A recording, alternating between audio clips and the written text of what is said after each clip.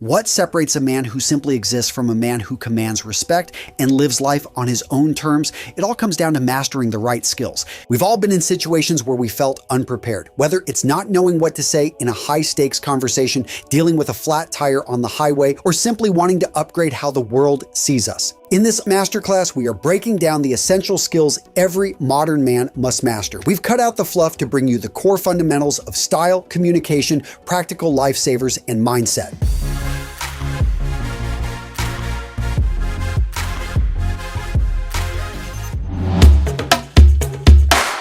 And I really try to make this simple because if you nail these three things, you are so far ahead of most people. You know the Pareto principle that 20% yields you the 80%? This is the 20% of style that will yield you the 80%. If your clothing fits you, if you choose the right fabric. And what I mean by this is quality made clothing that drapes on your body and just makes you look good. And that's more than just suits. That's like actually finding the shorts that have the right inseam length that look good on you. Making sure that whenever you put on a hat that it frames your face properly. If you're going to wear a hat, even a baseball cap. Function is choosing the right piece of clothing for the occasion. So if you're going into an interview, but it's a casual company, you don't need to have a suit, but you need to have clothing that makes you feel good, that you feel like $1,000,000, so you go in there and nail the interview. When you're choosing shoes, you want to make sure that the shoes are going to work with the clothing. There is such a thing as having too dressy of shoes with too casual of clothing. It just looks off. People don't always even understand what they're feeling or seeing when they see it, but they do feel that something is off, and that's what you don't want. You want your clothing to, in a sense, if you nail those three things, the style pyramid, all of a sudden your clothing is going to fade into the background and you are going to be able to shine.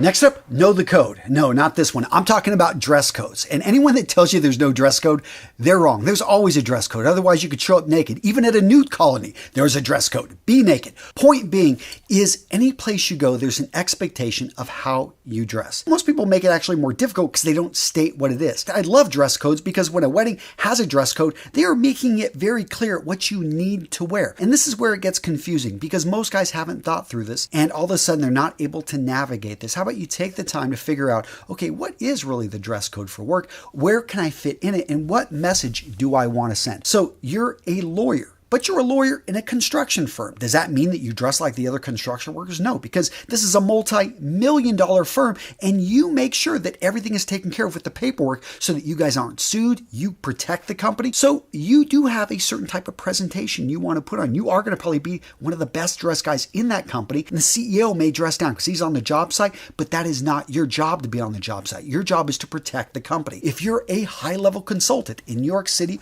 or you're over in Mumbai, you know, you're going to probably dress a little bit differently. Why? Because you've got different types of weather. So understanding dress codes are oftentimes affected by your culture, by your location, by the weather, but understand there is a dress code and then think about the image that you want to send the world. Think through this and put together a uniform, clothing that you can just default to, and it sends that message of professionalism, of competence. Whatever your goal may be, understand that there is a dress code and that there is a uniform that you can have. So you don't have to think about it. You can just default to it. And and by the way, great fragrance. Absolutely love this one.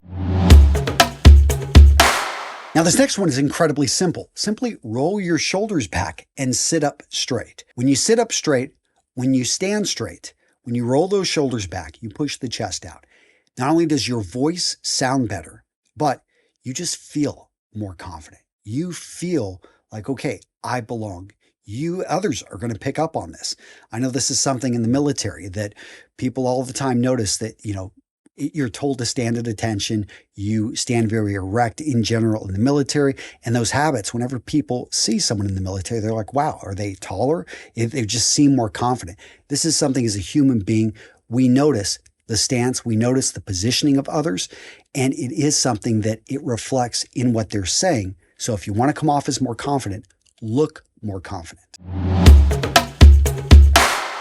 How long should you make eye contact? In general, about 1.5 to 2 seconds. And that actually is a little bit longer than what you would think. It should be long enough that you can just quickly pick up what color their eyes are and then look around, especially if you're talking with other people. This is the next rule, is being able to, what's the percentage that you actually make the eye contact with when you're not making eye contact with. So if you're talking with somebody, if you're engaging with them, 50% of the time, you want to be making eye contact at least. A little bit more if it's an important point or if it's somebody that you know very well. And if you're engaging with other people, you want to split that up. You'll be making eye contact closer to probably 90% with people because you'll have multiple people. Let's say there's 3. You're going to give 30, 30, 30, and 10% of the time you're welcome to look at whatever as you're talking. Now, if you're listening, rules slightly change. It's the 50-70 rule. 70% of the time when you're listening to somebody, you want to be giving them eye contact. Again, this is in the Western world, primarily in the United States, but about 70% of the time you're going to be making eye contact, and then it's okay to look down at your notes, to simply look in a different direction, but I advise to continuously nod, and again, this percentage can go up if you're just on a one-on-one conversation with somebody relatively up close. Now, touching back on the length, I said about 1.5 to 2 seconds. What happens if you go for 3, 4, 5 seconds? Okay, so that can be construed as being aggressive. It can be construed as being attracted to that person. Again, all the other stuff I talked about earlier in the video, that goes into factor here. So if you're making eye contact, with that beautiful girl across and you guys are looking back and forth, 2 seconds, 3 seconds, she looks away, then you guys find yourself making eye contact again. That may be an invite to walk over there and just simply introduce yourself. Now, understand if you're making that eye contact with a guy and he is not interested and he feels, hey, this could be viewed as being aggressive, especially if he's had something to drink or he's under the influence. Now, what about half a second? What about like a millisecond? You make eye contact and you look away. This is what most people default to. And in my opinion, and the research I've read, it can make you look relatively weak. And this is why I recommend that you practice making solid eye contact. Don't let bad eye contact sabotage the conversation. So you're listening to her 70% of the time. You're looking right at her. Where else are your eyes going? Guys, that 30% of the time in which you can be looking at pretty much anything doesn't truly mean you can be looking at anything. So she's built well. She has good tracts of land. Don't find your eyes staring right down at those. Or, she's got a cute friend that's sitting over there. Don't have your eye that 30% of the time looking at her friend. Understand where your eyes are focused because other people do look at where your eyes are focused. Let's take it to a business situation. You're engaged and you're talking with somebody about a deal and your eyes are darting all over the place. What signal does that send to somebody if you've got darting eyes? For most people, it says something is going on. I don't necessarily trust this guy. So make sure that bad eye contact doesn't sink the conversation. Silence in conversation is perhaps what scares most amateur speakers, people that are nervous around other people the most, is the awkward silence. Where, you just feel like you want to make yourself small, disappear because you don't know what to say, because it just feels weird. But here's the thing. Flip it. Start to understand the power of silence, especially when you say something and you're trying to make a point. Maybe you want to all of a sudden just let it sink in what you said. You want to give the other person the ability to go into the conversation or even play with it. Acknowledge the awkwardness. You kind of make a joke about it like, wow, we don't have anything to talk about, do we? So by acknowledging the awkwardness, by acknowledging the silence, all of a sudden, again, you're breaking the ice. And the point is simply to engage, to point out that I'm human. You're not to reveal a weakness like that. You can't feel everything, that you maybe aren't the loudest, most talkative person. This isn't a bad thing. It may be that all of a sudden you find out the person you're speaking with has a lot more in common with you. It's like, yeah, I'm pretty awkward at these type of conversations as well. All of a sudden you've smiled, you've shared that, and the conversation can keep going naturally.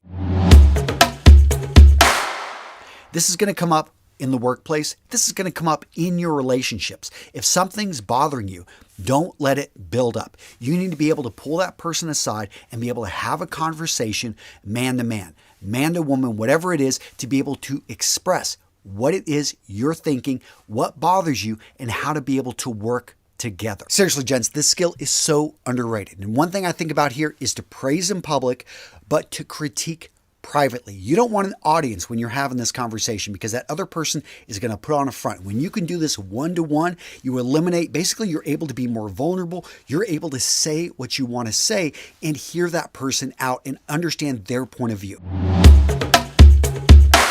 the Heimlich maneuver, and CPR. And to be honest, these are going to take longer than a couple minutes, but 10 minutes, you can learn the basics of both, especially with the Heimlich maneuver, actually learning how to perform the Heimlich maneuver on yourself. You may find yourself in a situation in which you're choking, and yes, you can do this on yourself to be able to get food out of your airway. And when it comes to the CPR, guys, this is not as difficult. I remember when I learned, it was a full day class, but nowadays they've really broken it down into the basics of you just want to keep the heart pumping. Again, gents, you can pick up the basics in just a few minutes, and this could save a life, possibly yours. It doesn't matter if you don't own a vehicle because you're probably riding in a vehicle. Do you know how to inflate the tires? I think I read a study, 25% of people have no idea where to start when it comes to inflating a tire. Yes, sounds crazy, but don't be part of that 25%. And do you know how to change a tire? I think I read the opposite, like 75% of people have no idea where to start when changing a tire. And this can be something dangerous. So there are basic tutorials out there. You're going to take the nuts off while the tire is still on the ground. Believe it or not, I've seen people lift up the vehicle and then think that they're going to, twist things off. No, do it while it's down. Then you're going to lift up the vehicle. You're going to take it off. You're going to then put on the spare, and understand when you put on that spare, you shouldn't be driving more than 45 miles an hour, whatever that is in kilometers. Point being, don't be driving on a spare. This is not a normal thing. You want to get that regular tire in and get it fixed ASAP. Next up, let's talk about jump starting your battery. At some point, you're going to leave your lights on, the battery's just going to die. You're going to need a jump, or more likely, because you're prepared, somebody else around you is going to need a jump. Now, I do recommend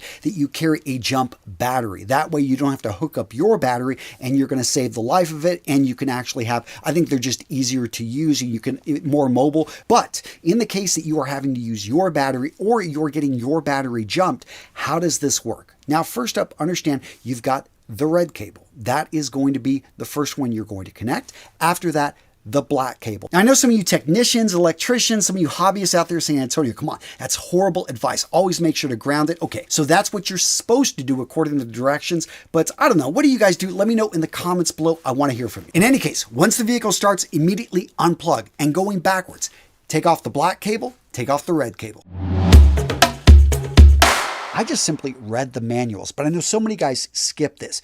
Guys, if you don't read the manuals, you're missing out probably on more than half of the features, half of the capabilities of the item that you just purchased. You also risk damaging the item. So take a few minutes, read through the manual, and if that's too much, then take the manual, basic information there, type it into YouTube. You'll find somebody has probably made a video that explains everything that's in the manual so that you can just watch it that way. Let's talk quickly about sewing on a button. It's a basic skill that I think every guy should have. In fact, sewing, a lot of guys don't think it's manly. Guys, go watch Rambo, First Blood. What happens when he falls out of that tree, injures his arm pretty bad? He sews up his own wound. Guys, basically understanding the basics of being able to stitch things back together. It's about self-reliance. And that's why I always recommend starting with just simply sewing on a button. Once you get that and you understand those basics, you can move on to mending a hole, being able to go over and sew your trousers back together when you get a tear. Little things like that. And by the way, if you're staying at a higher end hotel, you're traveling,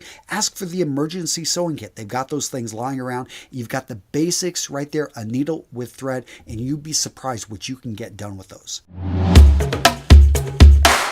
Take the time to think about where you're going in life and how you want to define your own success. Now, gents, I've heard back from thousands of you guys over the years, and consistently, one of the biggest regrets I hear is that somebody was living somebody else's dream. They saw a wall, something they thought they wanted to achieve. They put up that ladder. They spend all this time and energy climbing that ladder to get to the top of the wall, to realize, hey, I actually don't want to be here. I'm on the wrong wall. Gents, this point applies to everything. Your career, your relationships. What defines success? Because if you're going after what makes another man happy, you are never going to be satisfied. Yeah, you may see everybody around you getting brand new cars and brand new houses, but is that something you want? Seriously, maybe you want to just be out traveling the world. Maybe it's something that you don't want to be a doctor like your parents want you to be. I know that's what my parents wanted me to be, and I started actually going down the med school route, and I realized this isn't what I want. Have the courage to define what success is to you and then take steps in that direction to achieve it. Now, guys, really quick, a lot of guys make a mistake. They think that just watching a video like this on YouTube is somehow going to make them an expert. Straight up, gents, you have to take this information and put it into action. And one of the best ways to motivate yourself to take action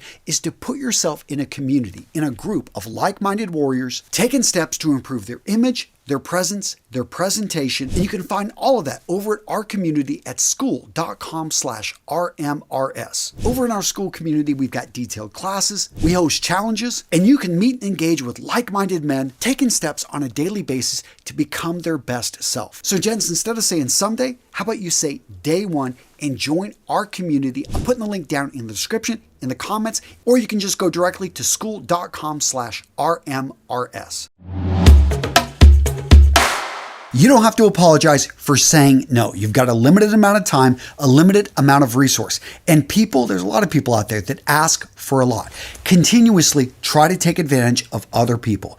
If you say, you know what, I just can't give anymore of your time, of your resources, and you just simply put a barrier. This is going to be my boundary. Do not cross this. I'll give a bit, but I'm not going to give anything more. You don't have to apologize for knowing your limits. All right, Jen, so what video to watch next? How about eye contact skills that every man must master? Seriously, if you don't understand eye contact, you could get through life, but it's so much better when you master eye contact and you understand these rules that I cover in this video right here. What are they?